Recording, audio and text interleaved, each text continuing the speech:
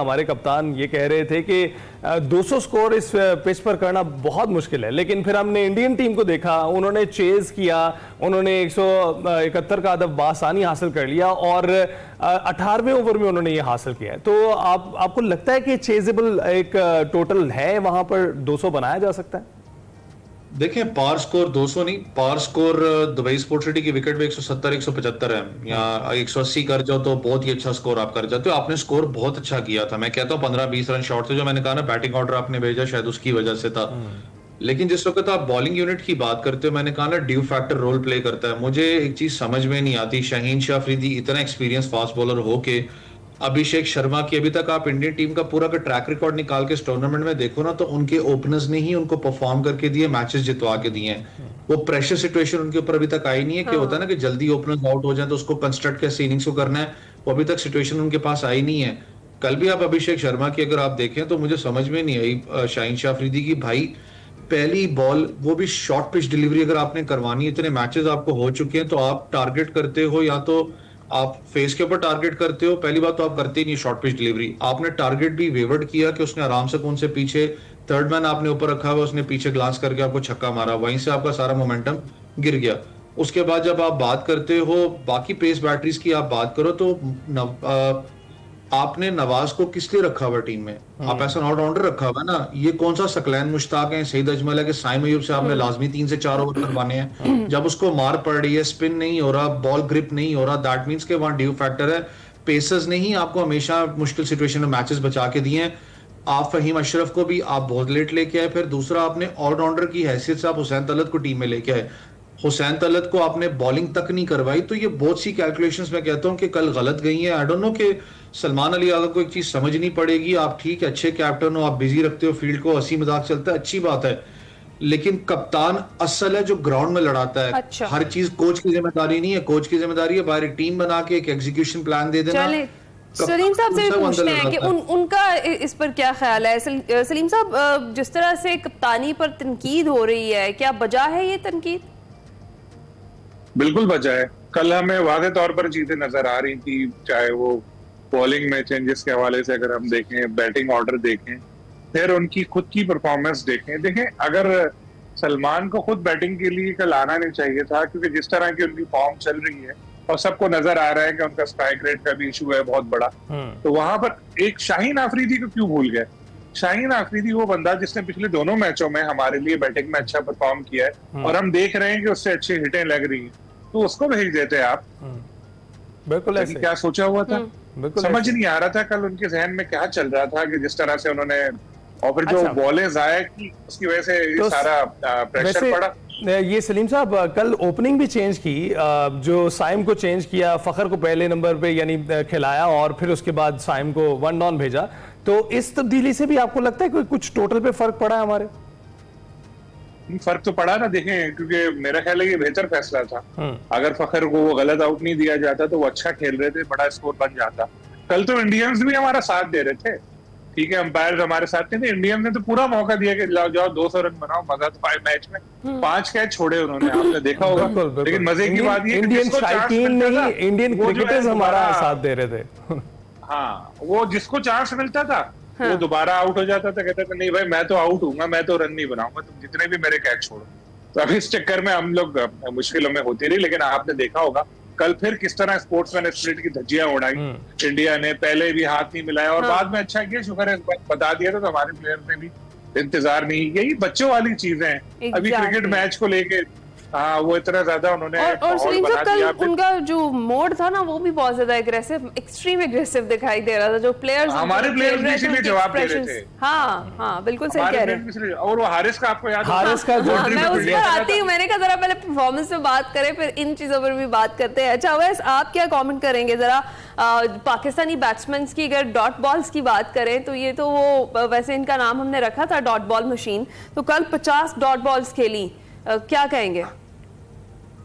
थोड़ा सा जो आप अभी ये बात कर रही थी, मैंने कहा ना कि ऑब्वियसली मैं क्रिकेटर हूँ, मुझे हाथ मिलाने बिलाने से नहीं था। मैं पहले भी आपके प्रोग्राम में कह चुका हूँ, मुझे टूर्नामेंट जीतने से, मैच जीतने से, क्या मैच जीतो सब कुछ ही जितने भी बकवास हो रहा है सारा कुछ खुद ही बंद हो जाता है। लेकिन थोड़ा सा मैंने एक डुअल फेस दिखाना चाहूंगा। ये नहीं कि हम हारे हुए, मैं वैसे एक थोड़ा सा, अगर मैं स्केड्यूल पढ़ रहा था इस वक्त, क्योंकि ये टूर्नामेंट है बीसीसीआई का, क्योंकि ऑब्वियसली वो आपको पता होस्ट नेशन था, लड़ लुड़ के हम यूएई के अंदर लेके आए। उनके आप जितने भी मैचेस इस वक्त उठा के देख लो, मैं सुपर 4 की बात कर रहा हूँ, उनके सारे के सारे मैचेस हैं दुबई स्पोर्ट सिटी में।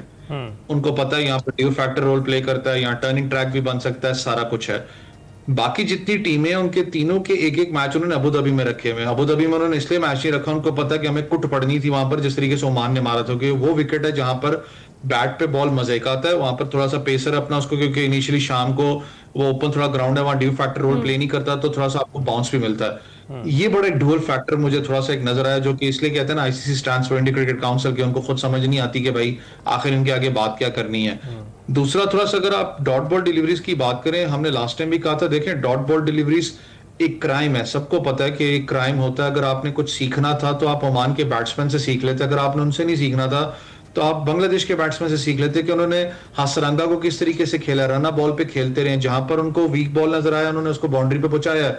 हमारा 50 या 40 जो बॉल्स हमने डॉट बॉल्स के लिए ली हैं, तो सोचें कि मैं नहीं कहता 40-50 रन आप करते, उसी में अगर आप 20-25 रन भी कर लेते रन बॉल पे, तो कितना डिफरेंस का फैक्टर बन जाता है। बिल्कुल ऐसे मसला सारी आपकी बैटिंग ऑर्डर का बना है कि जिस तरीके से पाकिस्तान ने जो बैटिंग ऑर्डर कल भेजा, बैटिंग ऑर्डर इनिशियली तो उन्होंने जो तब्दीली की थी उसके तो रिजल्ट्स आए हैं, फिर मिडिल ऑर्डर में जो गड़बड़ा गए हैं। यहाँ बताएंगे सलीम साहब, अब कल मैच है हमारा श्रीलंका से, फिर बांग्लादेश से मैच है, आपको लगता है हम दोनों मैचेस जीत कर जो है फिर हमारा दोबारा टाकरा होने वाला है इंडिया के साथ?